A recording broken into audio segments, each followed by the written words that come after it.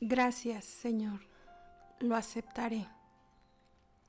Empiezo con esta frase como un adelanto de lo que este capítulo nos muestra. Bienvenidas nuevamente a Bocaditos para el Alma, con un mensaje de amor y esperanza para ti que escuchas este podcast. De Sufrir nunca es en vano, escrito por Elizabeth Elliot. Y hoy empezamos con el último capítulo y es gratitud. La conclusión de este libro la voy a dejar un poquito a sorpresa para que tú puedas leer completo este libro y puedas recibir esta bendición que en lo personal yo he recibido. El tema de hoy es gratitud. En el primer capítulo hablamos sobre la verdad, la terrible verdad, esa verdad que son los hechos de la vida, el mundo retorcido y caído en el que vivimos. Luego tratamos los hechos maravillosos relacionados con otro mundo, otro nivel, otra perspectiva. Ambos son ciertos y necesitamos mantenerlos así. Abraham miró los hechos de su vida, su edad avanzada y la esterilidad de su esposa. Sin embargo, la Escritura afirma que no titubeó ante la promesa de Dios. Miró claramente los hechos. Los cristianos deben ser personas que estén preparadas para mirar fijamente los hechos horribles, y luego mirar al otro nivel en el que esos hechos deben interpretarse y no titubear ante la promesa de Dios. Ese fue el tema del primer capítulo. El segundo capítulo trató sobre el mensaje. Dios hará todo lo posible por captar nuestra atención, el tiempo suficiente y comunicarnos una gran verdad. Yo soy el Señor. Te amo y deseo que tengas gozo. Si podemos recordar esos dos aspectos, la verdad y el mensaje, entonces nos será más fácil decir, sí, Señor, con la aceptación. Pablo aceptó el aguijón a pesar de que no le gustaba ni era de su preferencia. Jesús aceptó la copa y señaló, no se haga mi voluntad, sino la tuya.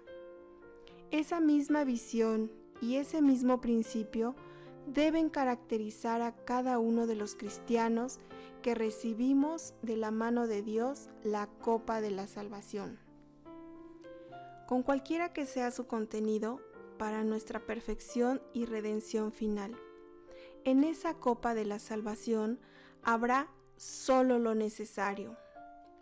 Una vez planteado todo esto, podemos dar gracias a Dios. ¿Podemos dar gracias a Dios? Ahora nos ocuparemos del tema de la gratitud, sobre la cual me gustaría dar 3 elementos para considerar. Número 1.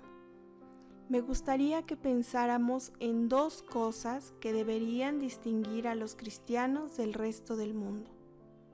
Para ser honesta, al viajar y reunirme con todo tipo de cristianos, me siento consternada cuando noto que muy a menudo no parece haber ninguna diferencia en la forma en que los cristianos y el resto del mundo viven, ni en la forma en que responden a las experiencias de sus vidas, ni la forma en que el mundo respondería.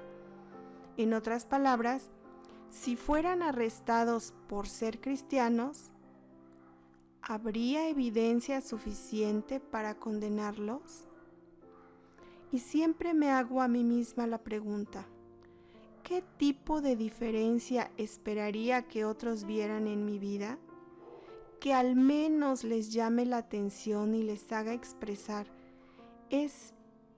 ¿esa mujer tiene algo diferente? En mi libro Dejadme ser mujer, planteo que no soy una clase de cristiana diferente por el hecho de ser mujer, pero que sí debo ser una clase de mujer muy diferente porque soy cristiana. ¿Conoces a alguien a quien puedas señalar y asegurar, míralo, ese es cristiano? Observa la vida de esa mujer. Ella es cristiana. ¿Qué tipo de evidencia verían tus amigos en tu vida? Dos cosas que, por cierto, deberían distinguirnos a ti y a mí, y a todos los que se llaman cristianos, son la aceptación y la gratitud. Es sumamente difícil hacer una distinción clara entre ambos. Si podemos aceptar un regalo, entonces podemos dar las gracias. Ahora, todos tenemos la experiencia de recibir todo tipo de regalos de amigos, parientes, tías, abuelas y otras personas, por los cuales tenemos que agradecer. No obstante, lo que escogieron para nosotros en verdad no nos entusiasma mucho. Un ejemplo, ¿cuántos portarrollos de papel higiénico de ganchillo pueden usar una mujer?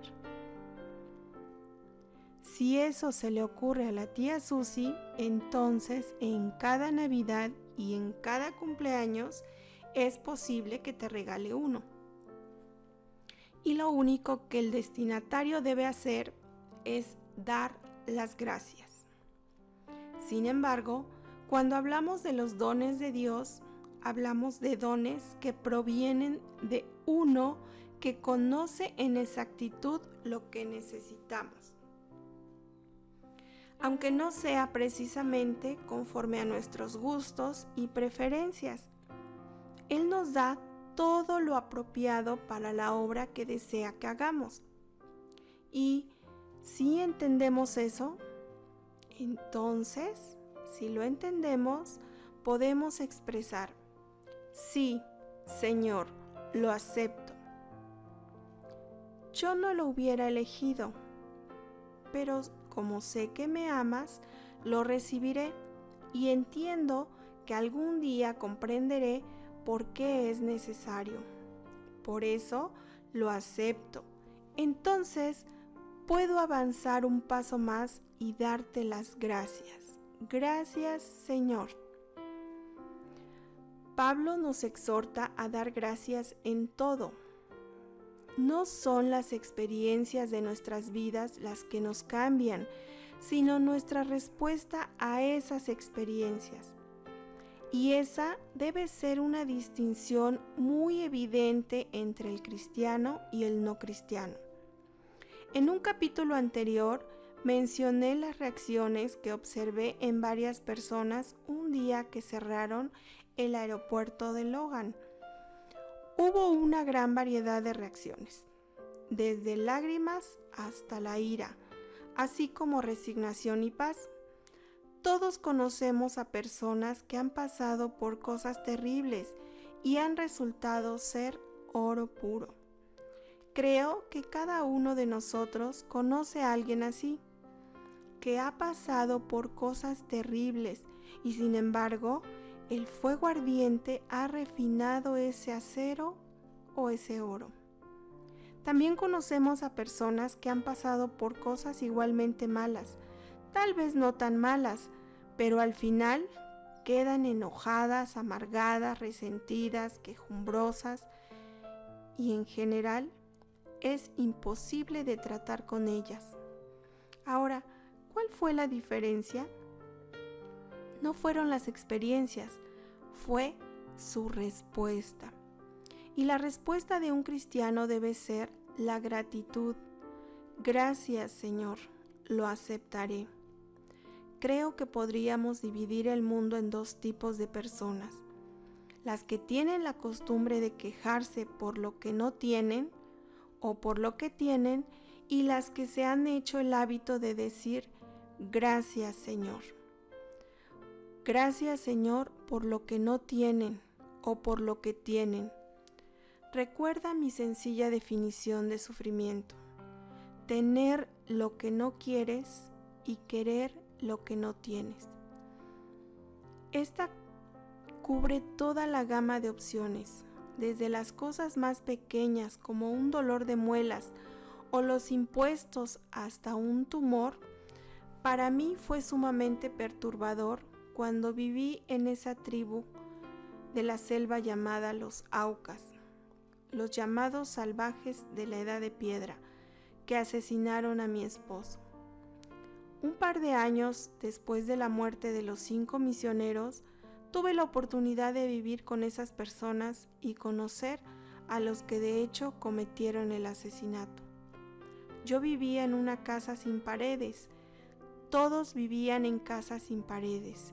Esto me dio la oportunidad de observar muy de cerca, día y noche, prácticamente todo lo que sucedía. Pero también yo estaba bajo el escrutinio más implacable y agudo por parte de los Aucas, pues era un individuo raro entre ellos, y todo lo que hacía no solo era extraño, sino también causa de mucha risa, y aún digno de imitar. Viví esto en exceso.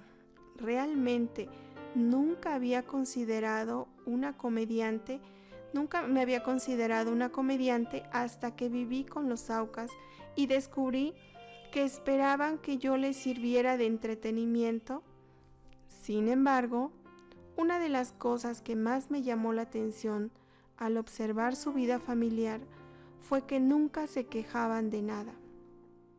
Por supuesto, mi hija creció allí en la selva con los indígenas. Tenía 3 años cuando nos fuimos a vivir con los Aucas. Ella había vivido con otros indígenas antes de eso, y volvimos luego y vivimos con otros indígenas nuevamente. Pero su esposo me hizo una declaración que estoy segura de que mi marido no hubiera hecho sobre mí. Cierto día, mi yerno me comentó lo siguiente sobre Valerie, mi hija. ¿Sabes? Esa mujer nunca se queja de nada. Por supuesto, mi corazón de madre se llenó de orgullo cuando de repente me di cuenta de que probablemente yo no tenía nada que ver con eso. De hecho, fue a pesar de mí y no gracias a mí que mi yerno pudo afirmar aquello, porque en primer lugar, Valerie es más Elliot que Howard, y los Elliot eran personas mucho más joviales. Yo provengo de una larga genealogía de pesimistas por ambos lados, grandes pesimistas. No obstante, me di cuenta de que probablemente el motivo principal es que ella creció con indígenas que nunca se quejaban. Vivíamos en un lugar donde el clima era terrible. Teníamos 365 centímetros de lluvia al año. Esto es 3.5 metros. Debido a esto, cuando viajábamos, que siempre era a pie, lo hacíamos por senderos y a veces en canoa. Generalmente nos empapábamos. A veces nos salpicábamos de fango de los pies a la cabeza, pero al menos hasta las rodillas. Y estábamos a merced de los jejenes y el lodo, anublos y mosquitos, entre muchas otras molestias. Los indígenas regresaban de una caminata de quizá 4 horas por el sendero, con una canasta de comida de 20 kilos aproximadamente en la espalda. Las mujeres, por cierto. Los hombres no podían cargar, pero las mujeres sí. Y jamás vi a una mujer quitarse aquel mecapal de la frente, soltar la cesta y lanzar un caramba. Nunca, simplemente no se quejaban. Estas personas no eran cristianas y, para vergüenza mía, digo que vi entre ellos una alegría, una aceptación gentil pacífica y serena de lo que nosotros consideraríamos condiciones muy hostiles y que ellos daban por sentado. Nadie se daba palmaditas en la espalda por no quejarse. Por lo tanto, aprendamos una lección o dos de estas personas sencillas y hagamos el hábito de decir gracias, Señor, en lugar de quejarnos. Mi hija está lidiando con quizás una de las cuestiones más difíciles que los padres tienen que enfrentar al educar a sus hijos: la queja y el lloriqueo. Sus hijos son obedientes, han aprendido a hacerlo. Saben que cuando papá y mamá dicen algo es porque eso es exactamente lo que esperan que ellos hagan. No obstante, no siempre lo hacen con alegría, no siempre lo hacen con una sonrisa. A veces tienen que mandar a uno de ellos a su habitación hasta que ponga una cara agradable. Mi hija y mi yerno dirán: realmente no nos gusta esa cara, no nos gusta ese tono de voz. Regresa a tu cuarto y cuando pongas una cara agradable o una voz alegre, entonces puedes volver. Amy Carmichael, misionera en la India, cuya biografía titulada Una oportunidad para morir, contó que mientras crecía en un pequeño pueblo en Irlanda del Norte, ellos no solo extendían la mano de inmediato para recibir la tunda o paliza que les daban, y se las daban con una pequeña paleta a la que llamaban bandy, sino que también tenían que decir gracias, madre. Esa es disciplina severa, ¿verdad?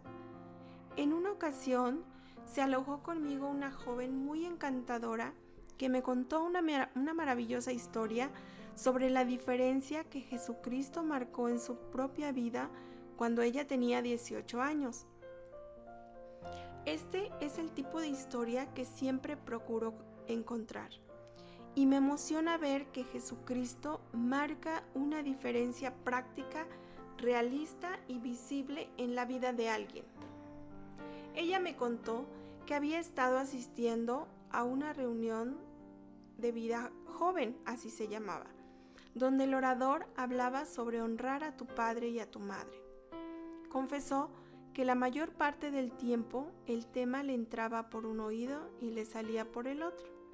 De repente, algo en ella hizo clic y expresó: «Oh, se supone que debo honrar a mi padre y a mi madre, pero mi madre y yo somos como perro y gato».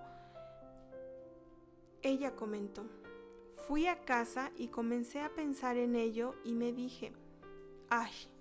No puedo con esto. Este asunto de ser una cristiana es demasiado». Luego añadió: «Comencé a orar para que Dios me ayudara a lograrlo, sin importar lo que significara. Realmente no comprendía lo que significaba, pero sabía que quejarme, ser gruñona y difícil de tratar no era compatible con alguien que honre a su padre y a su madre».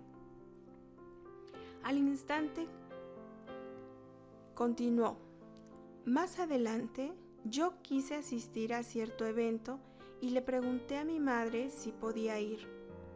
Ella todavía vivía en su casa y aunque tenía 17 años, sabía que estaba bajo la autoridad de sus padres.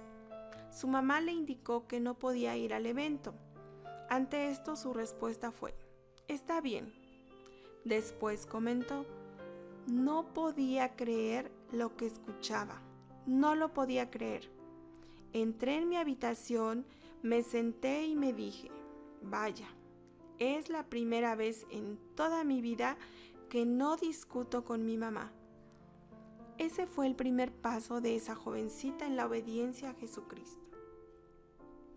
Está muy bien profesar ser cristiano de una bonita manera, orar, leer y cantar tus himnos e ir a la iglesia y hacer esto, aquello y lo otro. Pero, a la hora de la verdad, ¿cuál es la diferencia? Y esa muchacha pudo expresar: «Gracias, Señor. Mi madre dijo que no.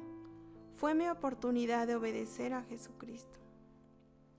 Por lo tanto, en este capítulo nuestro primer punto es que la gratitud y la aceptación deben distinguir al cristiano. Lo segundo para considerar en cuanto a la gratitud es que honra a Dios. Esta idea la saqué directamente de la Biblia, en el Salmo 50, versículo 23. Esto es lo que dice: el que ofrece sacrificio de acción de gracias me honra, y al que ordena bien su camino, le mostraré la salvación de Dios. Él me honra y prepara el camino para que yo pueda mostrarle mi salvación. Permíteme regresar al 25 de octubre de 1972. En ese día sucedieron muchos incidentes en mi vida. Encontré un departamento para mi madre, que deseaba mudarse de Florida a Massachusetts para estar cerca de 3 de sus 6 hijos. Esto fue algo importante que ocurrió ese día. Luego, el hijo de un amigo mío muy cercano murió en un accidente de automóvil. También recibí la visita de una joven que tenía un hijo de 3 años con una anomalía cardíaca grave, y nos sentamos en mi sala para conversar sobre las lecciones que Dios le estaba enseñando mediante esta prueba, de las cuales una era la aceptación y la gratitud. La gravedad era que los médicos le habían comunicado que en cualquier momento ella podría encontrarlo muerto en su cama o en su corralito, y no podían hacer nada hasta que cumpliera los 4 años. Pero era posible que no alcanzara esa edad. Está muy bien profesar ser cristiano, orar, leer, pero ¿cuál es la diferencia? ¿Cuál es la diferencia ante esta situación? Ese mismo día, mi esposo tenía que ir al hospital por una inflamación en el labio, y esa mañana yo había escrito en un pequeño trozo de papel estas palabras: ¿cómo lidiar con el sufrimiento de cualquier tipo? Desconocía todas las cosas que iban a acontecer en aquel día en particular, y la única explicación que encuentro para haber escrito es que vino de Dios. ¿Cómo lidiar con el sufrimiento de cualquier tipo? Número 1, escribí: reconócelo. Número 2, acéptalo. Y número 3, ofrécelo a Dios como sacrificio. Número 4, ofrécete a ti misma con Él.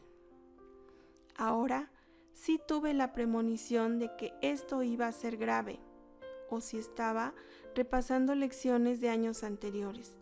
Realmente no lo recuerdo, pero aquella misma tarde el médico nos informó que mi esposo tenía cáncer.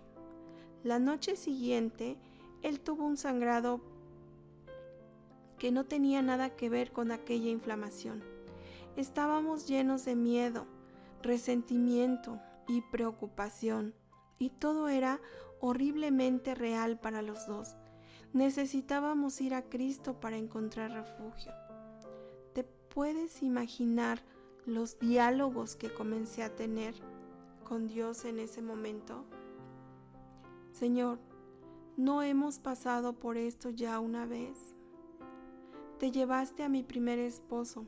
Ahora, seguramente, Señor, no te llevarás a Ad, ¿verdad? Y fue como si el Señor respondiera: es posible, confía en mí. Entonces pensé que tendría que comenzar de nuevo a aprender lecciones que creía haber aprendido antes. Yo preguntaba: Señor, ¿reprobé el examen? ¿Tenemos que repasar esto otra vez? Y la respuesta fue: sí, tienes que repasarlo otra vez. ¿A dónde te vuelves? ¿Qué haces? ¿Lloras? ¿Oras? ¿Preguntas? ¿Qué haces? Sin embargo, el versículo que cité anteriormente contiene algo mucho mejor que podemos hacer. El que ofrece sacrificio de acción de gracias me honra, y al que ordena bien su camino, le mostraré la salvación de Dios. Salmo 50, 23. Hay una enorme cantidad de rutas tortuosas para aprender a conocer a Dios, pero hay algunos atajos, y estoy aquí para sugerir que la gratitud es uno de esos atajos. Solo comienza en agradecer a Dios, porque independientemente de lo que suceda, ya sabes que Dios está a cargo. No navegas a la deriva en un mar de caos. Entonces, ¿de qué podemos estar agradecidos en medio del sufrimiento? Bueno, Dios sigue siendo amor. Nada ha cambiado en eso. Dios sigue siendo Dios. Él es soberano. Él tiene todo el mundo en sus manos. Él sabía que mi esposo iba a tener cáncer, y más bien que nos enteraríamos de eso en ese día. Desde antes de la fundación del mundo, Él lo sabía, así que a Él no lo tomó por sorpresa. El amor sigue deseando mi gozo. Siempre puedo agradecer a Dios por todas esas cosas. Esos son los hechos, junto con estas otras cosas horribles. El amor sigue deseando mi gozo. Solo comienza a agradecer a Dios de antemano. Agradécele. Hay situaciones que nos resultan tan difíciles de afrontar. Esto preparará el camino para que Él nos pueda mostrar su salvación. Luego, cuando acudimos nuevamente al médico a causa del segundo sangrado, descubrimos que mi esposo tenía un segundo tipo de cáncer. Ambos problemas no estaban relacionados entre sí. Mientras caminábamos por el estacionamiento, mi esposo comenzó a citar el poema de Gray, elegía escrita en un cementerio de aldea. El toque de campana dobla al caer la tarde. Y pude ver que él ya había asumido una perspectiva de desesperación total. Su primera esposa había muerto de cáncer. Su padre había muerto debido al tipo de cáncer que acababa de descubrir que tenía. Durante el regreso oré para que Dios no me permitiera irrumpir en llanto, especialmente porque esa noche iba a cenar en casa de mi hermano y pensé, no puedo estar sentada allí en un mar de lágrimas. Oré para que Él tomara mis ansiedades y mis temores y para que me librara de convertir mis problemas en una profesión, lo cual fue una enseñanza que aprendí de la joven que tenía el niño con anomalía grave del corazón. Ella expresó, me di cuenta de que podía convertir la enfermedad de mi hijo en una profesión.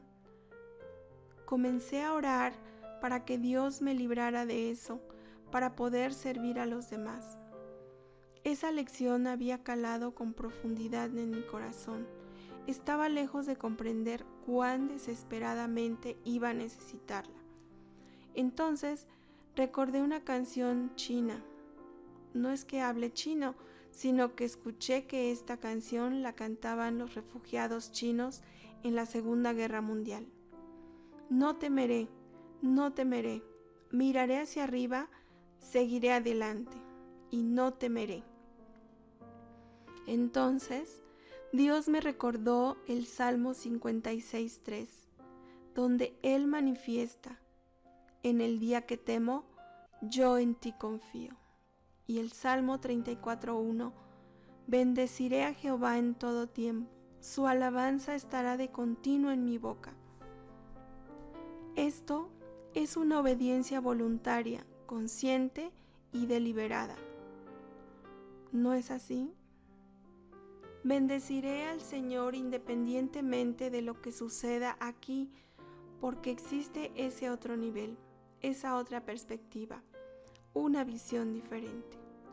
Las cosas visibles son transitorias, las invisibles son realmente permanentes. El diagnóstico del médico era un hecho, tenía que creerlo. No obstante, la palabra de Dios también era un hecho. Las siguientes palabras las pude plasmar en mi diario, palabras que sin duda habría olvidado si no estuvieran escritas allí. Bien y en paz todo el día. Esos eran mis sentimientos, bien y en paz. ¿Tiene esto algún sentido desde cualquier otro punto de vista que no sea la perspectiva de la eternidad? Posiblemente no tenga sentido para nadie más. Por eso, lo que necesitamos no son explicaciones, es una persona. Necesitamos a Jesucristo, nuestro refugio, nuestra fortaleza, el baluarte de mi vida. Es a través de la desolación que comprendemos nuestra necesidad de Él. Piensa en los milagros que Jesús realizó y que aparecen en el Nuevo Testamento.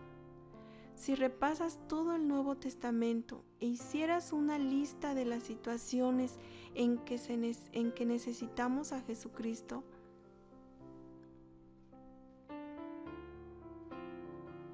entonces comprenderemos nuestra necesidad de Él. Por ejemplo, el anfitrión avergonzado en la boda de Caná, cuando se acabó el vino. Ahora, ¿la gente en verdad no necesita vino con desesperación todo el tiempo? Supongo que en ese entonces era casi uno de los productos de primera necesidad. Pero en una fiesta no deseas brindar por segunda vez, ¿verdad? Aún así, cuando el vino se agotó, el primer milagro que Jesús hizo fue proporcionar a los invitados no solo vino para una segunda ronda, sino un vino superior al que el anfitrión pudo servir en la primera ronda. Si el vino no se hubiera acabado, la gente no habría estado preparada para reconocer a Jesús de la manera que lo reconoció. Jesús había estado enseñando a unas 500 o 15,000 personas, cuando los discípulos planearon que toda esa gente necesitaba comida. Sin embargo, probablemente ellos podrían haber llegado a sus casas. No creo que se hubieran muerto de hambre entre la montaña y sus hogares. Era una cosa relativamente pequeña, pero se realizó un milagro y ocurrió en esa situación. Entonces, ¿cuál es tu lugar de necesidad hoy? ¿Se ha acabado el vino? ¿Tienes hambre? ¿Es algo más grave que el hombre que había sido paralítico durante 38 años? ¿La niña que había muerto? ¿La viuda que había perdido a su único hijo? ¿El ciego de nacimiento? ¿O la tormenta que se levantó y los discípulos pensaron que morirían? ¿Cuál es tu lugar de necesidad? ¿En qué parte de tu vida está Jesús poniendo su dedo hoy? Tal vez haya una oración sin respuesta por la que llevas años golpeando a la puerta de Dios y parece que Él no presta atención. Quizás haya un resentimiento profundo en tu corazón porque alguien te ha herido. Alguien ha hecho algo que es imperdonable, humanamente hablando. El perdón es para los daños reales. No es como decir disculpa cuando le pisas el pie a alguien por accidente. Disculpa es una cosa, pero perdóname es para los daños reales. Jesús entra en nuestras vidas en estos lugares de necesidad. Y si lo reconocemos debido a nuestra necesidad, podemos recibir lo que sea que Él esté listo para ofrecernos. ya sea la gracia del perdón, la paciencia para esperar la respuesta a esa oración, sanidad o serenidad en medio de los peores momentos de tu vida. Sea lo que sea, puedes recibirlo y expresar: gracias, Señor. Nunca le he agradecido a Dios por el cáncer. Nunca le he agradecido a Dios específicamente porque ciertos indígenas asesinaron a mi esposo. No creo que deba agradecer a Dios por el cáncer ni por el asesinato, pero sí necesito agradecer a Dios porque en medio de esa situación, el mundo todavía estaba en sus manos. Me sostiene la mano de aquel que mantiene a todas esas galaxias girando en el espacio. Las manos que fueron traspasadas en la cruz son las mismas manos que sostienen las 7 estrellas y son las manos que fueron puestas sobre el viejo Juan cuando estaba en la isla de Patmos. Y la voz que era como el sonido de muchas aguas le expresó: no temas, yo soy, tengo las llaves. Al comienzo de este capítulo dije que iba a indicarles 3 aspectos relevantes respecto a la gratitud en medio del sufrimiento. Y no creo que haya especificado cuál es el tercer aspecto, aunque ya lo he mencionado. El primero fue la gratitud y la aceptación, las que distinguen al cristiano. El segundo fue la gratitud que honra a Dios. Y el tercer principio relevante respecto a la gratitud frente al sufrimiento proviene de la segunda mitad del mismo versículo al que me refería anteriormente. Salmo 50:23. El que ofrece sacrificio de acción de gracias me honra, y al que ordena bien su camino le mostraré la salvación de Dios. Prepara el camino. Es justamente en estas situaciones tan dolorosas, tener lo que no quieres, querer con todo tu corazón algo que no tienes, que la acción de gracias puede preparar el camino para que Dios nos muestre su salvación. 10 semanas después de la visita al consultorio médico, escribí en mi diario: 1 menos, faltan 29. Ayer mi esposo tuvo su primer tratamiento con la quimioterapia. 3 minutos y medio bajo el ojo de una máquina del tamaño de un vagón de carga que hace el ruido de 3 barcos a motor. Peligro, señales de alto voltaje en el pasillo, letrero de medicina nuclear en la puerta, sistema de alarma. Esta mañana hay nieve en el suelo, los pinos cerosos desnudos contra un cielo azul, la pequeña silueta irregular. Todas estas cosas, simultáneas a la medicina y nosotros, sostenidos de la mano que sostenía las 7 estrellas, la mano que ahora nos es impuesta con amor, y sus palabras amorosas: no temas, no tengas miedo, yo soy el que murió, estoy vivo y tengo las llaves. ¿Recuerda a Eliseo y a sus sirvientes sentados en la montaña? De repente, la montaña estaba llena de caballos y carros de fuego a su alrededor. Ellos no habrían podido verlos, excepto con los ojos de la fe. De manera similar, tú y yo no tenemos idea de las cosas que están sucediendo en el mundo invisible, excepto que sí tenemos una idea de que son para nuestra perfección, para nuestra realización, para nuestra bendición final. Termino este capítulo con un versículo en los Salmos, Salmo 55:22. Echa sobre Jehová tu carga, y Él te sustentará. Para asombro y deleite míos, descubrí que la palabra carga en hebreo es la misma palabra que se utiliza para regalo. Para mí, esta es una verdad transformadora.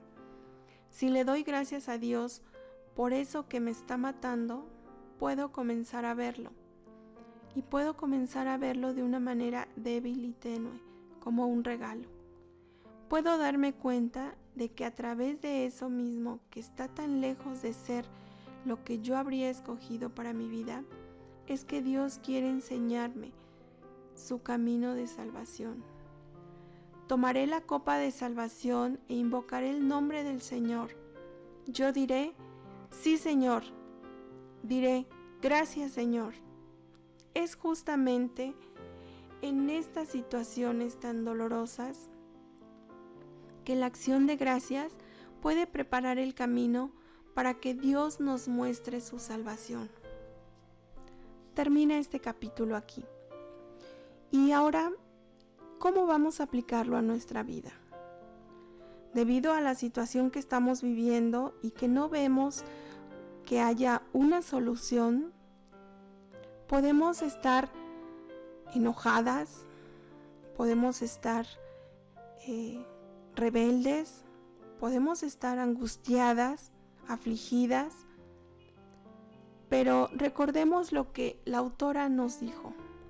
Primero, tenemos que aceptar la situación que estamos viviendo. Y una de ellas es, está bien, Señor, acepto lo que tú me pones en este momento en mi vida. No puedo salir, está bien. No puedo reunirme con mis hermanas, está bien, lo acepto. No tengo trabajo, está bien, lo acepto. Tengo una enfermedad, está bien, lo acepto. Hace unos días, en una plática, compartían un mensaje y hacían un ejercicio, ponerse una liga en la mano en la cual estaríamos tirando de ella para lastimarnos, obviamente, cada que nosotros tuviéramos un pensamiento negativo. Y nos compartían la experiencia de una mujer exitosa que se dedica a dar conferencias, muy segura de sí misma, que había ido a regalar unas despensas a las personas más vulnerables, a las personas que más necesitaban, y se encontró con una señora con una situación de enfermedad que la limitaba. Ella padecía artritis reumatoide. Ya no caminaba, estaba en una silla de ruedas. Sus manos deformadas por la artritis, y no podía asearse, no podía pasarse a una cama, no podía moverse. Ella vivía con una hija que estaba en la misma forma. Total, que las personas alrededor le ayudaban, le llevaban de comer y de vez en cuando pues la pasaban a su cama para que pudiera descansar. A lo que esta persona dijo que estaba impactada. Para el ser humano, había tanto sufrimiento en esa persona. Era una desgracia total. No poder caminar, no poder moverse, no poder asearse, no poder ni siquiera pasarse a una cama, poder descansar. Pero lo más hermoso fue que cuando la fueron a visitar, la señora estaba muy alegre y llena de gratitud. Y lo único que les compartió fue que todos los días, cuando abría los ojos, daba gracias a Dios porque podía hacerlo. Y esto nos enseña que podemos tenerlo todo, podemos no tener nada, pero nunca damos gracias a Dios por abrir los ojos. Quizás no vamos a poder salir en mucho tiempo, quizás no nos vamos a poder reunir, quizás no tengas lo que tú quieres en este momento. la salud, a tu esposo, a tus hijos, pero tienes la vida. Y a mí me emocionó mucho esta historia porque muchas veces nosotros, aún conociendo que Cristo está a nuestro lado, aún sabiendo que Dios tiene el control, no estamos contentos. Queremos más y queremos más y queremos aquello que no tenemos y no agradecemos por lo que tenemos. Este libro concluye con esto: dar gracias en todo y por todo. Y a lo largo de todos estos capítulos que yo les he compartido, créanme que han sido de mucha bendición a mi vida. ¿Por qué? Porque he aprendido a que Dios siempre tiene un mensaje. Dios siempre te va a hablar y te va a decir aquello que necesitas. También aprendí a aceptar la situación que estoy viviendo y sobre todo a dar gracias por todo lo que está a mi alrededor, que es bueno, que es agradable y que es perfecto como la voluntad de Dios en nuestras vidas. Terminamos este libro y yo quiero agradecerles el que hayan estado aquí juntas, escuchando, aprendiendo, y que lo que Elisabeth Elliot escribió pueda ser de gran bendición a tu vida. Nos vemos en la próxima semana con otro libro para compartir, con otras experiencias. Pero quiero terminar con esta frase que me gustó. Justamente en estas situaciones tan dolorosas, tener lo que no quieres, querer con todo tu corazón algo que no tienes, que la acción de gracias puede preparar el camino que Dios nos muestre su salvación, para que Dios te muestre su salvación. Muchas gracias.